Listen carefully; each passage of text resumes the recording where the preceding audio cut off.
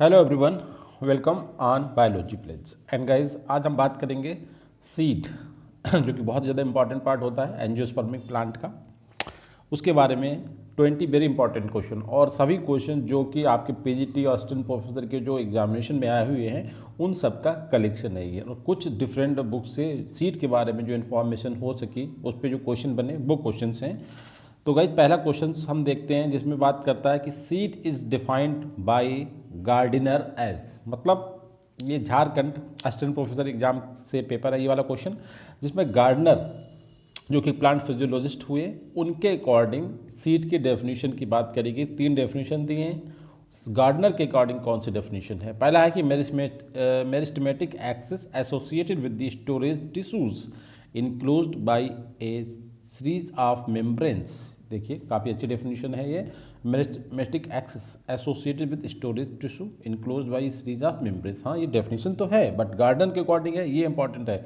Second point है ए mature इंटेगुमेंटेड megaspore enzyme. हम लोग जानते हैं कि मेगास्पोर मतलब फीमेल जो वो होता है उसको अगर इंटेगुमेट कर दिया जाए और मैच्योर हो तब भी सीड को डिफाइन किया जा सकता है, ये भी डेफिनेशन है। थर्ड है a unit containing an embryo plant in which primordial और future structures are already established and which is embedded in nutrient and protective tissues derived from the generation immediately preceding it. D all of the above. देखिए, all of above तो हो नहीं सकता क्योंकि gardener कोई 3 definition तो देंगे नहीं। गार्डनर के अकॉर्डिंग जो डेफिनेशन है वो है थर्ड वाली, जिसमें बोला गया कि सीड जो होता है a unit containing an embryo plant. देखिए, ये पॉइंट ध्यान रखना है। In which primordial of future structure बनेंगे उसकी progenitor cells already established present होती है and which is embedded in nutrient and protective. दोनों टाइप के टिश्यू होते हैं, न्यूट्रिशन वाले भी और प्रोटेक्शन देने वाले भी, जो ड्राइव्ड कहाँ से हुए? Generation immediately preceding it. ये बहुत ही ज़्यादा क्रिटिकल डेफिनेशन है कि जो इंटीग्यूमेंट्स आई है वो उनकी फ्यूचर जनरेशन ने जो दी है, और टिश्यूज जो है वो न्यूट्रिएटिव और प्रोटेक्टिव टिश्यू भी है उसके अंदर। और जो यूनिट ऑफ इम्ब्रियो प्लांट बोला गया प्रीमोर्डियल ऑफ फ्यूचर जनरेशन, कई सारी बातें करेगी। ये कंप्लीट डेफिनेशन है गाइस, ये गार्डनर ने दी थी सीड के बारे में। अच्छा, इसके बाद जो डेफिनेशन दूसरी वाली है ए और बी, वो भी सीड की डेफिनेशन है। जैसे ए मैच्योर इंटीग्यूमेंटेड मेगास्पोरेंजियम हम सीड को कह सकते हैं, और दूसरी डेफिनेशन है meristematic axes associated with storage tissue. देखो, यहाँ पे स्टोरेज टिश्यू की बात करी गई, जबकि यहाँ पे स्टोरेज और आपके प्रोटेक्टिव या न्यूट्रिएंट दोनों की बात करी गई है। तो जो गार्डनर की डेफिनेशन है वो बहुत ज़्यादा अच्छी डेफिनेशन है जिसमें सीड को क्लियरली डिफाइन किया गया है। नाउ क्वेश्चन नंबर सेकंड में हम बात करते हैं ए टिपिकल सीड हैज़ कुछ ब्लैंक पार्ट्स, मतलब एक टिपिकल सीड में कितने पार्ट होते हैं? ये तो बड़ा सिंपल सा क्वेश्चन है। एक सीड में 3 पार्ट्स होते हैं। देखिए, सबसे पहले उसकी जो बाहर की कवरिंग होती है, उसके बाद उसके अंदर जो न्यूट्रिटिव टिश्यू जो होता है, और उसके पास जो रियल सीड का पार्ट होता है जिसे हम बोलते हैं, जिससे लाइफ डेवलप होती है, एम्ब्रियो। तो इस तरीके से 3 पार्ट होते हैं, सीड कोट, एम्ब्रियो और आपका इंडोस्पर्म, ऐसे हम कह सकते हैं। देखिए, seed coat, embryo and endosperm. Embryo में आता है कार्टिलेडन्स एंड टाइगेलियम वाला जो पार्ट होता है उस पार्ट को कहते हैं। तो टिपिकल सीड में 3 पार्ट्स होते हैं। क्वेश्चन नंबर थर्ड में बात करते हैं what is true fact about this seed. Seed के बारे में कुछ फैक्ट हैं, आपको बताना है कि कौन सा सही है। Morphologically a seed is A ripened ovule, बिल्कुल सही है। जिम्नोस्पर्म में हमने बताया था राइपेंड ओव्यूल ही सीड होता है। Second point, seed is a miniature plant and all angiosperms bear seeds, बिल्कुल सही बात। ऐसे सभी एंजियोस्पर्म का मतलब ही होता है सीड्स, और सीड एक मिनिएचर, बहुत ही माइन्यूट जिसे कहते हैं मिनिएचर प्लांट होता है, बिल्कुल करेक्ट है।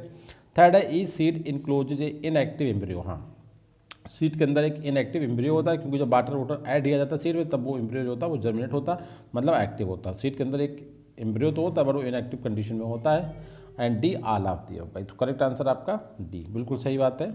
All statement are clear about the seed. ना क्वेश्चन नंबर 4 में बात करते हैं epiblast is a tongue like outgrowth opposite to the scutellum in the endospermic seeds of. देखिए, काफ़ी अच्छी बात करेगी। सबसे इंपॉर्टेंट बात ये गई, अभी जो 3 पार्ट आपने बताया उसमें ये पार्ट मेंशन नहीं था। एपीब्लास्ट जो है वो एक टंग लाइक आउटग्रोथ होती है, जैसे हमारी जीभ होती है उस टाइप की आउटग्रोथ होती है अपोजिट टू स्कूटुलम। स्कूटुलम के आने से एक बात क्लियर हो गई कि जो प्लांट जिसकी बात कर रहे हैं वो आपका मोनोकाट प्लांट होगा, क्योंकि ये स्ट्रक्चर मोनोकाट में होती है। अभी हम ऑप्शन नहीं देख रहे हैं। इन दी इंडोस्पर्मिक सीड, इंडोस्पर्मिक सीड भी गाइस सिंपल सी बात है कि जो आपके मोनोकाट प्लांट होते हैं उन्हीं में इंडोस्पर्मिक सीड्स बनते हैं। कि दोबारा से आप देखें ना कि जो मोनोस्पर्मिक क्रॉप्स होती हैं उन्हें हम अपने डोमेस्टिक सीड जो मतलब घर में रखा हुआ सीड्स होता है उसी से हम नई क्रॉप का फॉर्मेशन कर लेते हैं, जैसे वीट और राइस के केस में करते हैं। तो इंडोस्पर्मिक और स्क्रूटिलम से ये बात क्लियर है कि जो आंसर होगा मोनोकाट का होगा। ये जो स्ट्रक्चर है मोनोकाट में प्रेजेंट होती है। अब हम ऑप्शन देखते हैं, कोकोनट, मेज, व्हीट, बैलिसनेरिया। अब इसमें जो ऑप्शन है गाइस उसमें आपके मोनोकाट प्लांट देखते हैं तो उसमें भी आपके कोकोनट, मेज, व्हीट और बैलिसनेरिया आपके ये मोनोकाट हैं। अब इसमें सभी मोनोकाट हैं क्योंकि मोनोकाट की डेफिनेशन है, मगर एपीब्लास्ट की जो कॉन्सेप्ट है वो आपका रियल में पाया जाता है वीट में। ध्यान रखना है वीट में होता है एपीब्लास्ट टाइप की स्ट्रक्चर। दूसरी बात है आपको डेफिनेशन बदल गई कि एपीब्लास्ट क्या होता है, tongue like out growth opposite to the scutellum in the endospermic seeds of the wheat. ठीक है, व्हीट मतलब हमारा गेहूँ हिंदी में बोलें।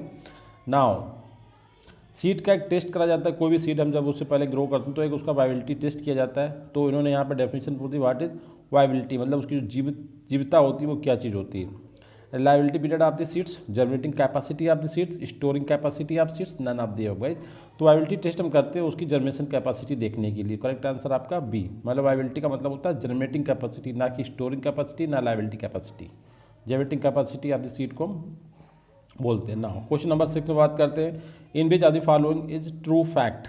ट्रू फैक्ट कौन सा है देखिए, scutellum is covering of endosperm in monocot. ये काफ़ी टफ क्वेश्चन लग रहा है। Coleorhiza is covering of radicle, coleoptile covering of plumule. Guys देखिए ये बहुत ही इंपॉर्टेंट तीनों टर्म्स होते हैं और ये मोनोकाटिलिडन जो प्लांट्स होते हैं उनके जो स्ट्रक्चर्स हैं उनके सीड में बनती हैं। अब इसमें तीन डिफरेंट पॉइंट्स हैं, इन्हें सही से डिफाइन किया गया है। ये आपको क्लियर करना है कि जो स्क्रूटिलम होता है वो क्या होता है, कोलिरोजा होता है वो क्या होता है और कोलेप्टाइल्स क्या होता है।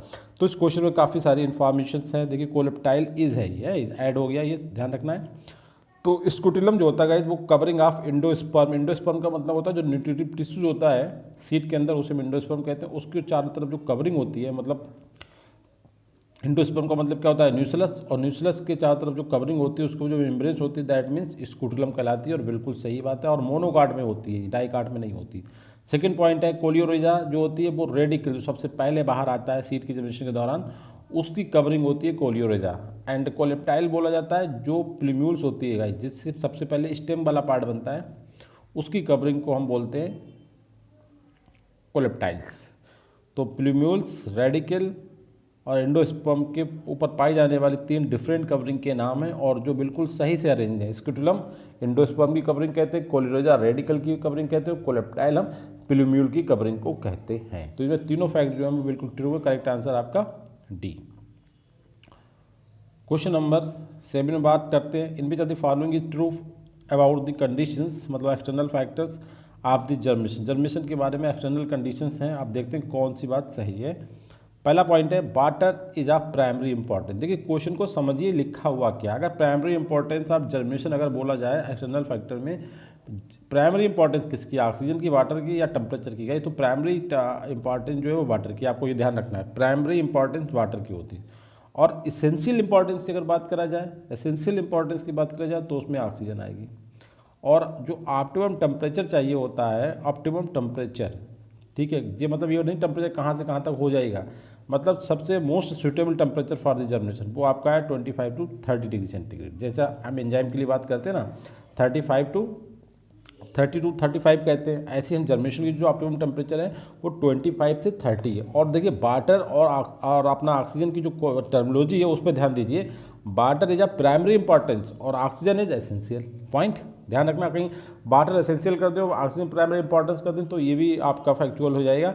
Water is a primary importance for the germination और oxygen is the essential for the germination. These are external factor, 3 जो कि आपके जर्मिनेशन के लिए रिक्वायर्ड होते हैं। करेक्ट आंसर आपका डी। इसमें आप टर्मिनोलॉजी को जरूर ध्यान रखिए। वाटर आप प्राइमरी इंपॉर्टेंस, आपसे पूछा जाए which factor is a primary importance for germination, तब आपका आंसर वाटर होगा ना कि ऑक्सीजन। और which factor is essential for the oxygen, तब आपका आंसर ऑक्सीजन होगा ना कि वाटर। ये ध्यान रखना है। नाउ क्वेश्चन नंबर 8 में बात करते हैं, सीड्स यूजली जर्मिनेट बिटवीन, देखिए यूजली जर्मिनेट बिटवीन दी 0 से 50, हमने बताया ना यूजली जर्मिनेट इस रेंज में कर जाते हैं, but optimum usually lies between, अभी हमने जो क्लियर किया। करेक्ट आंसर देखिए, इस क्वेश्चन को ऐसे भी पूछा जा सकता है कि यूजली जो सीड्स जर्मिनेशन होता है वो 0 से 50 के बीच हो सकता है, 50, ठीक है। बट जो ऑप्टिमम जो टेम्परेचर की रेंज है वो आपकी 25 to 30 डिग्री सेंटीग्रेड टेम्परेचर पे जर्मिनेशन होता है, मतलब बेस्ट क्वालिटी का जो रियल रिक्वायरमेंट होता है सही से जर्मिनेशन के लिए होता है वो आपका 25 to 30 है। नाउ क्वेश्चन नंबर 9 में बात करते हैं, इनमें ज़्यादा following is true about the condition, मतलब इंटरनल कंडीशन की बात कर रहा है आप दी जर्मिनेशन। ये क्वेश्चन हमारे बनाए हुए हैं, ये वाला क्वेश्चन जो था इसे फिर से देखिए। अभी थे एक्सटर्नल, जिसमें वाटर जो था प्राइमरी था, ऑक्सीजन एसेंशियल थी और टेम्परेचर 25 to 30 था। उसी तरीके से अब इंटरनल फैक्टर्स की हमने बात करा है कि कौन से इंटरनल फैक्टर्स हैं जर्मिनेशन के बारे में, उनके बारे में स्टेटमेंट्स है। फूड एंड ग्रोथ रेगुलेटर भी चाहिए होंगे, सही बात है, क्योंकि फूड चाहिए, क्योंकि अभी खुद से अपना वो फोटोसिंथेसिस नहीं कर पा रहा है तो फूड की रिक्वायरमेंट होगी, ठीक है। Now completion of rest period, जो रेस्टिंग पीरियड है उसका कंप्लीट होना भी जरूरी है, तभी जर्मिनेशन होगा। हर एक प्लांट के सीड्स का अपना एक पीरियड होता है, जिसे हम कंप्लीशन पीरियड बोलते हैं। वो पीरियड कंप्लीट करने के बाद ही वो जर्मिनेट होगा। रेस्टिंग पीरियड जैसे आपने देखा होगा जायगोट के बाद एम्ब्रियो बनने में जो टाइम होता है रेस्टिंग पीरियड जिसे बोलते हैं, सब में नहीं होता बट कुछ में होता है। इसी तरीके से हर एक सीड का रेस्टिंग पीरियड होता है, उसे कंप्लीट करने के बाद ही वो जर्मिनेट होता है। तो कंप्लीशन ऑफ रेस्टिंग पीरियड होना भी बहुत जरूरी है कि वो जर्मिनेट हो जाए, जो इंटरनल रिक्वायरमेंट्स हैं। Without resting completing the resting period seed can not germinate, okay. And तीसरा होता है कि वायबिलिटी, वो रियल में इतना ना हो कि उसकी जो टाइमिंग होती है, हर एक सीट के अलग अलग वायबिलिटी पीरियड होता है, वो उसके अंदर ही होना चाहिए तभी जर्मिनेट हो पाएगा। मतलब उसकी वायबिलिटी पीरियड निकल गया और आप उसे टेम्परेचर और सब कुछ प्रोवाइड करें, फूड और ग्रोथ रेगुलेटर, तो वो जर्मिनेट नहीं होगा। कहने का मतलब वायबिलिटी होना उस पीरियड में होना उससे ज़रूरी है, तभी वो जर्मिनेट हो पाएगा। And D all of them guys. तो ये तीन requirement, food and growth regulators, completion of the rest period and viability period के अंदर वो सीड है, तब आपका जर्मिनेशन होगा। करेक्ट आंसर आपका डी। नाउ क्वेश्चन नंबर 10 में बात करते हैं, in which following plant shows epigeal germination. देखिए बहुत ही अच्छे क्वेश्चन होते हैं। एपीजियल जर्मिनेशन हमने आपको बताया था कि जब सीड को हम डिप करते हैं सॉइल में तो सबसे पहले उसका जो होता है रेडिकल वाला पार्ट ऊपर आता है, और रेडिकल के बाद क्या होता है उसका कौन सा पार्ट ऊपर आता है, और फिर उसके जो दूसरे पार्ट्स होते हैं जिन्हें हम बोलते हैं कॉटिलिडन्स और दूसरे एसोसिएट उससे, वो उसके अंदर ही रहते हैं, ठीक है। उस कंडीशन में जो जर्मिनेशन होता है उन्हें हम एपीजियल जर्मिनेशन बोलते हैं। और मोस्ट ऑफ दी आपके जो डाइकाट होते हैं उनमें आपका एपीजियल जर्मिनेशन होता है, आपको ये बता दें, मोस्ट ऑफ दी डाइकाट। अब उसके अलावा जैसे ग्राम चने का प्लांट होता है, वो डाइकाट होते हुए भी आपका हाइपोजियल जर्मिनेशन शो करता है, पॉइंट। तो यहाँ पे बात करी गई है कि कौन से प्लांट जो एपीजियल जर्मिनेशन शो करेंगे, तो देखिए डाइकाट, ओनियन आपका ये मोनोकाट है, गार्ड ये डाइकाट है, कैस्टर ये डाइकाट है, डी ऑल ऑफ दी अब देखिए मैंने ये बोल रहा है कि most of the dicot epigeal germination show करते हैं और most of the monocot hypogeal germination show करते हैं, मोस्ट ऑफ दी। अब देखिए ओनियन आपका मोनोकाट है बट फिर भी जर्मिनेशन कैसा है, एपीजियल है। तो यहाँ पे इन चीज़ों को ध्यान रखें, करेक्ट आंसर यहाँ पे डी है। और एपीजियल जर्मिनेशन की बात कर रहा है, अब ये मोनोकाट प्लांट है बट गार्ड और कैस्टर आपका डाइकाट है। तो कैस्टर और डाइकाट तो स्टैंडर्ड डेफिनेशन के अकॉर्डिंग आपका एपीजियल जर्मिनेशन शो करना चाहिए, बट जो ओनियन है जिसे हम हिंदी में प्याज बोल सकते हैं, वो एपीजियल जर्मिनेशन शो करता है बावजूद इसके कि वो मोनोकाट है। तो आपको ये चीज़ें ध्यान रखना। इसी तरीके से जो चना होता है वो डाइकाट होता है और उसके बावजूद वो हाइपोजियल जर्मिनेशन शो करता है। तो ये इंपॉर्टेंट पॉइंट है। Now correct answer D. Kernel बहुत इंपॉर्टेंट क्वेश्चन, कई बार पूछा गया कर्नेल क्या होता है। जब हम ग्रेन की बात करते हैं ना तो हम कर्नेल टर्म आ जाता है, तो हमें कन्फ्यूजन हो जाता है कि व्हाट इज कर्नेल, कितना पार्ट कर्नेल का। तो आज ये भी क्लियर हो जाएगा। देखिए सीड कोट के अंदर जितने पार्ट इंक्लोज होते हैं उन्हें हम कर्नेल बोलते हैं, सीड कोट के अंदर। तो सीड कोट कहाँ चला गया, बाहर चला गया, पॉइंट। सीड कोट के अंदर वाले पार्ट हैं सब कर्नेल वाले, सीड कोट नहीं है। और सीड कोट को जब इंक्लूड कर लिया तो वो सीड बन गया। तो कर्नेल अगर प्लस सीड कोट तो आपका ये कंप्लीट सीड बन गया। और सीड कोट के अंदर वाले पार्ट सब जॉइंटली क्या बोलेंगे, कर्नेल बोलेंगे। 11 का करेक्ट आंसर है guys A.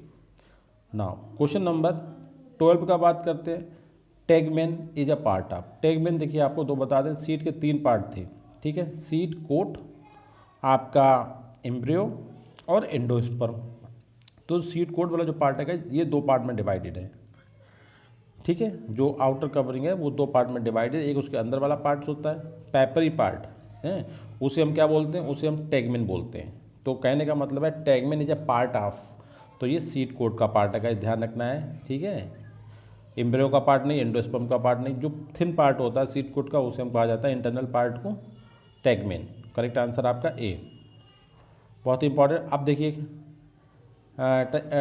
टिगिलियम, tigellum is a part of which part of seed. देख लो टिगिलम जो है किस सीट के पार्ट का, मतलब 3 पार्ट है उनमें किसका पार्ट है ये, तो आपको बता दिया ये आपके कार्टिलीडन वाला जो पार्ट है, कार्टिलीडन। अब कार्टिलीडन किस में आएगा, देखिए सीट कोट का पार्ट नहीं है ये, और इंडोस्पर्म का पार्ट नहीं, ये फूड वाला पार्ट होता है, एम्ब्रियो का पार्ट होता है कार्टिलीडन्स, और कार्टिलीडन्स वाले उसमें आता है टिग्लियम। करेक्ट आंसर आपका ए, 13 का करेक्ट आंसर ए। ध्यान रखना है टिग्लियम जो पार्ट है एम्ब्रियो का पार्ट है, एम्ब्रियो में कार्टिलीडन्स आता है, और कार्टिलीडन्स जो दोनों कार्टिलीडन्स का जो होते हैं ना, उन्हें जोड़ने वाली जो स्ट्रक्चर्स होती है, उनकी जो एक्सिस होती है, ये वाला पार्ट, इसे हम बोलते हैं टिग्लियम।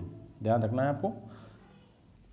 अब ये पिक्चर भी है कुछ, वो दिखाऊंगा। Question number 14, in which are the following is true about the structural organisation. Seed के स्ट्रक्चरल ऑर्गेनाइजेशन के बारे में कौन सा स्टेटमेंट ठीक है, आप देखते हैं। देखिए सब कुछ क्लियर हो जाएगा इस वाले क्वेश्चन में, पूरा सीट का हमें क्लियर हो जाएगा। सीट कितने पार्ट रखता है, 3 पार्ट रखता है, ठीक। कौन कौन से, seed coat, embryo and endosperm, बिल्कुल क्लियर। अब सीट कोट के 2 पार्ट्स होते हैं, एक का टेस्टा और दूसरा का टेगमेन, जो भी हम बताए जो पैपरी होता है, बिल्कुल झिल्ली टाइप का। तीसरा पार्ट है एम्ब्रियो, दूसरा पार्ट एम्ब्रियो। देखिए embryo is a young plant enclosed in a seed coat and has 2 part. Embryo में 2 पार्ट होते हैं, कौन कौन सा, कार्टिलीडन्स और दूसरा क्या होता है टिग्लियम, ठीक है। आपका क्लियर हो गया बिल्कुल कॉन्सेप्ट। तीसरा पार्ट होता है एंडोस्पर्म, जो कि न्यूट्रिटिव टिश्यू होता है। अब कह रहा either present on the one side of the embryo, या फिर एम्ब्रियो को पूरी तरीके से सराउंडिंग कर सकता है। इसकी 2 स्टेट हो सकती हैं, ठीक है। जो एंडोस्पर्म होता है वो रियल में पोषक तत्व वाला पार्ट होता है। अब इसकी 2 कंडीशन है कि एम्ब्रियो के एक साइड में हल्का सा अटैच होता है, मतलब बहुत छोटा मोटा होता है, या फिर आपका पूरी तरीके से एम्ब्रियो को कवर किया होता है। मतलब ये 2 कंडीशन सीट की बनाता है। एक आपने सुना होगा इंडोस्पर्मिक सीट, इंडोस्पर्मिक सीट, ये वाली कंडीशन हो जाएगी कि चारों तरफ से एम्ब्रियो को कवर किया होता है, और जो नॉन एम्ब्रियो सीट होते हैं उसमें ये बिल्कुल साइड से थोड़ा सा लगा होता है। तो ये डिसाइड करेगा कि सीट कौन सा एंडोस्पर्मिक है, नॉन एंडोस्पर्मिक है। तो कहने का मतलब आपने देख लिया जो सीट का कंपोजिशन है कि सीट के 3 पार्ट होते हैं। पहला पार्ट आपका सीट कोट, सीट कोट में 2 पार्ट होते हैं, टेस्टा एंड टेगमेन। एम्ब्रियो भी होता है एक पार्ट, एम्ब्रियो में 2 पार्ट होते हैं, कार्टिलीडन्स और टिग्लियम। और आपका एंडोस्पर्म का केवल कुछ नहीं होता, वो जस्ट न्यूट्रिटिव टिश्यू होता है, उसकी लोकेशन 2 बार वेरी करती है। और करेक्ट आंसर इस तरीके से, ये पूरा तरीके से स्ट्रक्चरल ऑर्गेनाइजेशन था सीट का। नाउ अब हम बात करते हैं question number 15, in which are the following is correct regarding the seed structural composition. Structural composition के बारे में सीट के कुछ स्टेटमेंट हैं। देखिए seed coat includes all parts like micropyle, funiculus, hilum और रेफी। देखिए ये सब पार्ट आपने देखे होंगे, इनसे रिलेटेड बहुत सारे क्वेश्चन एग्जामिनेशन में पूछे जाते हैं कि माइक्रोपाइल, फ्यूनिकुलस, हाइलम, रेफी, ये सब सीट कोट से रिलेटेड पार्ट्स होते हैं। उसके बाद दूसरा क्वेश्चन पॉइंट है tigellum of embryo include radicle, plumules, epicotyl and hypocotyl. ये 4 पार्ट आप सुनते हैं, प्लूम्यूल, ये सब आपके टिग्लियम के पार्ट है। मतलब कार्टिलीडन्स के बाद जो दूसरा पार्ट होता है उसका एम्ब्रियो का, उससे रिलेटेड होते हैं। और सीट कोट में 4 पार्ट आते हैं, माइक्रोपाइल, फ्यूनिकुलस, हाइलम और रेफी। इसके अलावा सी स्टेटमेंट है बोथ, ये दोनों बातें सही हैं, डी है नन ऑफ द अबव। भाई तो ये करेक्ट आंसर यहाँ पे बोथ होगा। ये जो डिफाइनेशन है बिल्कुल ठीक है, जो स्ट्रक्चर ऑर्गेनाइजेशन दिया हुआ है कि सीट कोट के जो पार्ट्स होते हैं like micropyle, funiculus, hilum, raphe, ये सब सीट कोट के रिलेटेड होते हैं। और टिग्लियम जो पार्ट होता है, जो एम्ब्रियो का पार्ट होता है दूसरा वाला, उसमें आपके ये रेडिकल, प्लूम्यूल्स, एपिकोटाइल, हाइपोकोटाइल सब उसी में आते हैं। अब देखिए यहाँ पे पूरा स्ट्रक्चर बना हुआ है, आप इसे देख लें जो ओव्यूल का, क्योंकि ओव्यूल ही तो सीड बनेगा। तो देखिए ये आपका माइक्रोपाइल हो गया, ये चैलेंजेलेंट हो गया, ठीक है। इसके अंदर पूरा क्या है, ये पूरा एंडोस्पर्म है। एंडोस्पर्म में देखिए ये न्यूक्लियस टिश्यू है ये, और ये आपका एंडोस्पर्म के अंदर देखिए 3 एंटीपोडल है ये वाली, ठीक है। और इधर आपके 2 सिनर्जिड और 1 एक्सेल है, ये सभी कैसी हैप्लॉइड्स हैं। ये आपका एक डेफिनेटिव न्यूक्लियस है, पोलर न्यूक्लियस हो गया। ये आपका जो बाहर की तरफ है ना, ये पूरी स्ट्रक्चर इसे हम क्या बोलते हैं, एम्ब्रियोसाइक बोलते हैं। और अब ये देखिए 3 पार्ट जो आपको बता रहे ना, रेफी, हाइलम, फ्यूनिकुलस और माइक्रोपाइल, ये सब पार्ट किस में आते हैं, ये सब आपके पार्ट सीट कोट में आते हैं, आउटर रीजन के पार्ट्स हैं ये, ठीक है। अब 3 पार्ट सीट के अगर हम देखना चाहें तो हम इस तरीके से देखते हैं। देखिए सिंपल सा सीट कोट पहला पार्ट, दूसरा पार्ट आपका इसका एम्ब्रियो जिसमें आपका कार्टिलीडन्स और आपका टिग्लियम आता है, और तीसरा पार्ट आपका ये एंडोस्पर्म जो न्यूट्रिटिव टिश्यू के फॉर्म में होता है। और अभी पिक्चर्स हैं उन्हें भी देख लें, कोई भी कन्फ्यूजन ना रहेगा। देखिए जो हम बात करते हैं, जो आपका कार्टिलीडन्स है, कार्टिलीडन्स को जोड़ने वाली जो स्ट्रक्चर होती है उसे देखिए, उसमें ऊपर की तरफ प्लूम्यूल्स, नीचे की तरफ रेडिकल्स, ठीक है। और ये आपके सीट कोट, माइक्रोपाइल, हाइलम। ना इसे फिर से देख लें, माइक्रोपाइल ये इसके अंदर बड़ा सा जो दिख रहा है पूरा स्ट्रक्चर घेरा हुआ, ये आपका कार्टिलीडन्स हो गया, ऊपर वाला टेस्टा हो गया। अब इस कार्टिलीडन्स के अंदर जो है देखते हैं, ऊपर की तरफ एपिकोटाइल, नीचे की तरफ रेडिकल आपको दिख रहा है। नाउ अब देखते हैं फ्यूनिकुलस या फ्यूनिकिल। देखिए क्या कहाँ पे था, ये देखिए आप, ये था, इसके बारे में क्वेश्चन है, ठीक है। अब ये देखिए क्या है, ये इतना तो सीट बन जाएगा, ये इसका वो जो होता है स्टॉक होता है, और इसके थ्रू ये ओवरी के अंदर लगा हुआ, क्योंकि ये ओव्यूल जो इक्विवेलेंट होता है सीट का, हम सीट को ही डिस्कस कर रहे हैं। तो यह सपोज करिए इस तरीके से है, ठीक है, इस तरीके से ये लगा हुआ है यहाँ पे, इस तरीके से लगा हुआ, तो ये वही आपका स्टॉक है इतना। अब इसके बारे में क्वेश्चन है, तो सबसे मेन डेफिनेशन क्या होगा कि फ्यूनिकुलस इज, देखिए सिंपल सा क्या है, आपका पूरा एक तरीके से क्वेश्चन क्लियर हो जाए। एग्जाम में 3 क्वेश्चन बहुत पूछ जाते हैं फ्यूनिकल, हाइलम और रैफी के बारे में। तो फ्यूनिकुलस क्या है, स्टॉक ऑफ सीड, सीड मतलब ovule, with which seed is attach to the fruit wall, ठीक है, कोई डाउट नहीं होना चाहिए। हाइलम क्या है, देखिए हाइलम क्या है, फिर से पिक्चर को देख लीजिए, हाइलम कहाँ पे आया, देखिए हाइलम ये आया, ये हाइलम है। अगर जब इसे ब्रेक कर दें, सीड को तोड़ लेते हैं, तो यहाँ पे जो निशान रह जाता है ना, जैसे आपने बैगन को देखा होगा, बैगन का जो ग्रीन वाला पार्ट होता है उसे हटा देते तो वहाँ पे जो निशान रह जाता है, उसी को, स्क्वायर को हम हाइलम बोलते हैं। मार्क जो लग जाता है कि यहाँ से टूटा हुआ है, देखते हैं। हाइलम को हमने क्या, हाइलम इज, आपको क्लियर आंसर देखिए, स्क्वायर, इसका मतलब एक मार्क वेयर सीड जो है ब्रेक हो गया, टूट गया, किससे, फ्यूनिकुलस, जो इसका स्ट्रक्चर है कि सीड ये और ये फ्यूनिकल पूरी इतनी, अब ये जहाँ से टूटा ये वाला पॉइंट, यहाँ जो इसका निशान रह जाएगा लाइक दैट, इस तरीके सीड के ऊपर यहाँ पे जो निशान रह जाता है ये मार्क, दिस इज हाइलम, ठीक है, ये हाइलम हो गया। नाउ रैफी देखिए, आप पहले रैफी को हम पिक्चर में देखें कहाँ पे आता है, रैफी कहाँ पे आता है, उससे आपका आंसर आपको देखिए, ये पार्ट आया रैफी, ठीक है, पूरा पिक्चर देख लीजिए, रैफी ये पार्ट हम बात कर रहे हैं, और ये क्या है ऊपर फ्यूनिकल, ऊपर वाला, इसके नीचे बीच का जो पार्ट है ना, इसका बेस जो अंदर अंदर है, ये आपका रैफी। अब क्वेश्चन को देखते हैं कैसे करके हम इसका आंसर देंगे। रैफी इज, रफी इज क्या है, देखिए इट इज़ बेस, बेस मतलब नीचे वाला पार्ट ना, आप फ्यूनिकुलस फ्यूज्ड विद इंटोगुमेंट है ना, इसी तरीके से तो था, ये ऐसे करके बीच में, तो ये आपका जब फ्यूनिकुलस है तो इसका ये क्या है, बेस है, और ये किससे फ्यूल्ड है, नीचे अंदर इंटोगुमेंट्स से, 2 इंटोगुमेंट हो सकती है, इसलिए इंटोगुमेंट्स टर्म लिखा हुआ है। तो करेक्ट आंसर एंटीर का बी, कि it is base of funiculus fused with integument, okay. And 19 question देखिए, axis of embryo, axis of embryo, embryo की एक्सिस को हम क्या बोलते हैं, एक्सिस ऑफ एम्ब्रियो का मतलब क्या है, जब हम एम्ब्रियो को देखते हैं, एम्ब्रियो में क्या वाला पार्ट होता है, एम्ब्रियो में पार्ट होता है कार्टिलेडन्स का, ठीक है, इस तरीके से कार्टिलेडन्स का पार्ट होता है, और ये दोनों एक दूसरे से इस तरीके से मिल जाते हैं, जिस कहलाती है एम्ब्रियोनल एक्सेस, ठीक है। तो कहने का मतलब है जो इसी को हम क्या बोलते हैं, टेगलियम। देखिए सिंपल सा है, टेगमेन तो पार्ट सीड कोट का हो गया, ये तो आंसर नहीं हो सकता। फ्यूनिकुलर जो पार्ट हो गया वो आपका पार्ट हो सकता है एम्ब्रियो का, रैफी भी एम्ब्रियो से रिलेटेड हो सकता है, ये तो आपके बाहर वाले पार्ट हैं जो सीड कोट से रिलेटेड, ये वाले दोनों और ये वाले, बचा क्या, टेगलियम, ये आंसर होगा क्योंकि हम बात एम्ब्रियो की कर रहे हैं। ये टेगमेन, फ्यूनिकुलस और रैफी ये सब पार्ट किसके हैं, सीड कोट से रिलेटेड पार्ट्स हैं। तो करेक्ट आंसर आपका बी, टेगलियम, जो एक्सेस एम्ब्रियो की होती है उसे हम क्या बोलते हैं, टेगलियम बोलते हैं। गाइस करेक्ट आंसर आपका बी। अब हम बात करते हैं last question, in which are the following is true about the seed organisation. Seed organisation का मतलब देखिए, अब इसमें आपने देखा कुछ चीज़ें अभी हमारी मिसिंग है, जो हम देखते हैं ना, रेडिकल, प्लूम्यूल, एपिकोटाइल, हाइपोकोटाइल, ये उनके बारे में क्वेश्चन है। आज आपकी वो भी क्लियर हो जाएंगी पूरी तरीके से। पहले एक स्ट्रक्चर को हम देख लें जिससे आपको एक्सप्लेन करने में आसानी रहे। देखिए इस स्ट्रक्चर को देखिए, ये आपके दोनों कॉटिलेडन्स हैं, कॉटिलेडन के बाद ये आपका एम्ब्रियोनल एक्सिस से बोलते हैं, एम्ब्रियोनल नोड, ठीक है, कॉटिलेडनरी नोड, ठीक है। अब इस कॉटिलेडन नोड के ऊपर देखिए एक स्ट्रक्चर आपको प्लूम्यूल दिख रही है, एक रेडिकल दिख रही है, और इसमें आपको 2 पे अभी मार्क नहीं, एक स्ट्रक्चर इधर और एक स्ट्रक्चर इधर, ये हाइपोकोटाइल, एपिकोटाइल, प्लूम्यूल्स और रेडिकल। इनका डेफिनेशन देख लीजिए कैसे करके आएगा।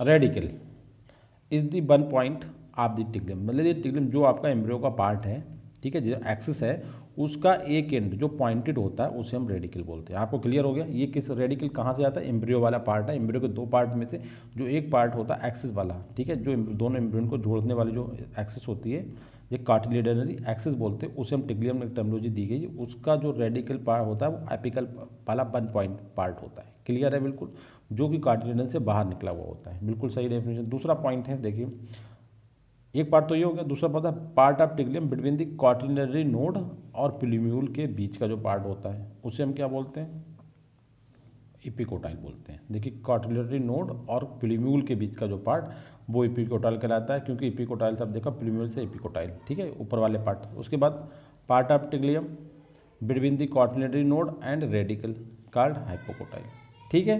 और plumule is secondary feathery end of the tigellum, ऐसे भी हम उसे डिफाइन कर सकते हैं, क्योंकि यहाँ तो प्लूम्यूल को हमने बताया नहीं था, इसके बताया कि कार्टिलेटरी नोड और प्लूम्यूल के बीच का पार्ट एपिकोटाइल है, कार्टिलेटरी नोड और रेडिकल के बीच का हाइपोकोटाइल है, और रेडिकल को डिफाइन कर दिया ऊपर। अभी एक चीज़ डिफाइन होने को रह गई है, रेडिकल, सॉरी रेडिकल तो डिफाइन हो गई कि जो पॉइंटेड एंड होता है टिग्लियम का उसे कहते हैं, जो पॉइंटेड होता है, और प्रोट्रूड होता है कार्टिलेज बाहर की, दैट इज रेडिकल, सबसे पहले ये आता है बाहर जर्मिनेशन के दौरान।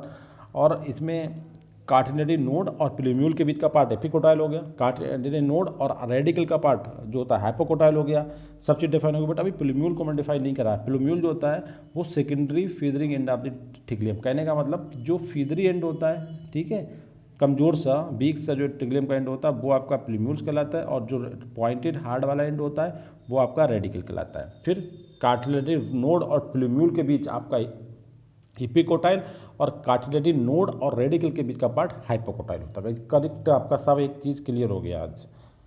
आप पिक्चर को देख लें और उसमें क्लियर कर लें, सिंपल। आप देखिए एम्ब्रियो के पार्ट्स होते हैं दो, ठीक है, एक में कार्टिलेडन और उसका दूसरा पार्ट होता है जो कार्टिलेडन को जोड़ता है टिग्लियम, उसी टिग्लियम से ड्राइव होते हैं चार पार्ट आपके, कौन से, रेडिकल और आपका प्लूम्यूल्स, एपिकोटाइल और हाइपोकोटाइल, ये सब किसके पार्ट हैं, एम्ब्रियो वाले पार्ट। ठीक है गाइस, करेक्ट आंसर आपका, and thank you very much.